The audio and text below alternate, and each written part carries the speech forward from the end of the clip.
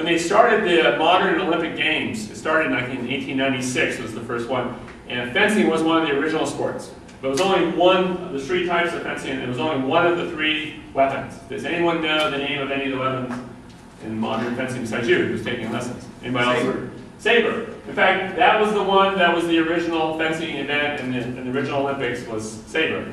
And then in the subsequent Olympics, they added two other weapons. Anybody know what they're called? French words? Foil or épée. So you've heard the term foiled again, right?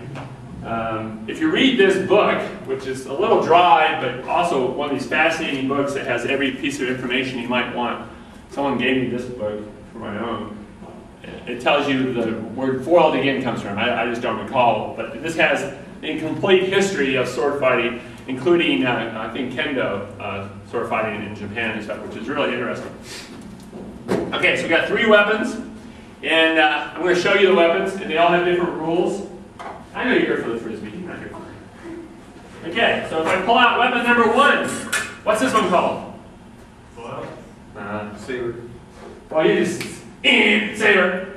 It's a little I don't. He's a Jeopardy champion, a former Jeopardy champion. Okay, this is the saber. Remember you're on the horse? You've seen it in movies, right?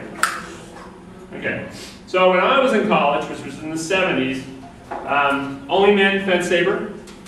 And it was not electric. You'll see that we have these body cords hanging out, so we're going to show you some electric fencing. But saber, until somewhere in about 1990, was dry, meaning that you had two fencers in the strip here, two fencers, the director, and then you had four judges, one in each corner of the strip. And two of them would raise their hand if their fencer hit the other guy, if they thought that it was, or if they thought there was some kind of action.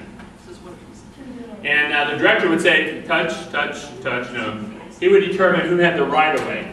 Well, during the 60s and 70s and in the 80s, then there was all this Cold War going on. Remember that? The old Cold War before the terrorism war.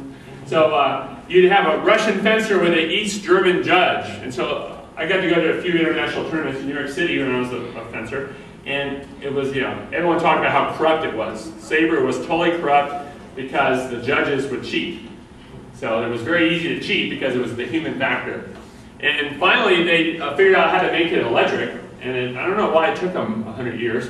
But all they did was they took a socket and attached it to the bell. This happens not to be an electric one, but you imagine a two-pronged socket right there.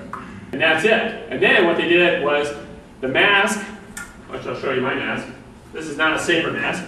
So mine has a cloth bib, it's called. But the saber mask is all metal. This is some kind of painted metal, I guess, but this is cloth. So this would be all metal. It would be clipped to the vest. And the target area in saber is the waist up. So you have sleeve metal vest like this. The glove would be metal fiber, and it would be an over glove kind of. So you'd be all metal from the waist up. And then all you have to do is touch it, and the light comes on the machine. If you hit something that isn't metal, nothing happens. Okay, so it's either a color light or nothing in saber. Waist up, and you can hit with the tip. I'll go around here. This won't show on the camera, but the tip is this: a folded over piece of metal. See? So you'll see it's totally different than the other weapons. It's just folded over. So you can poke with it, or you can slash with it. Now the other two weapons, are you able to see that? The other two weapons, you have a plunger, and I'll show you that. So this weapon, you can go like that, cut the head off. So you fake, and you go like that. And you'll get to do, a couple of you will get to do the Nerf saber reenactment here a little bit later. This guy right here, okay. Against you, of course, but anyway, okay, so you can poke or you can cut saber, right? And then, you know, in the old movies, remember the cavalry movies? They're always on horseback. Okay, so here's the real French one, the épée, sometimes with an accent mark on the second E. This is the true dueling weapon. It has the blood groove. I always like to talk about the blood groove. This is where the wire runs from the socket. It's a three-pronged socket to the tip. You'll see the tip now is a plunger thing, so it doesn't go through your body, but it completes the circuit. So it takes 750 grams for it to go off.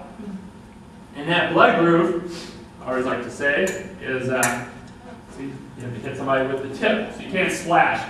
The blood groove is when you stick it into their body cavity, all that suction that doesn't stop you from pulling the weapon out to kill the next person, right? With the blood groove, it pops out, lets the pressure out.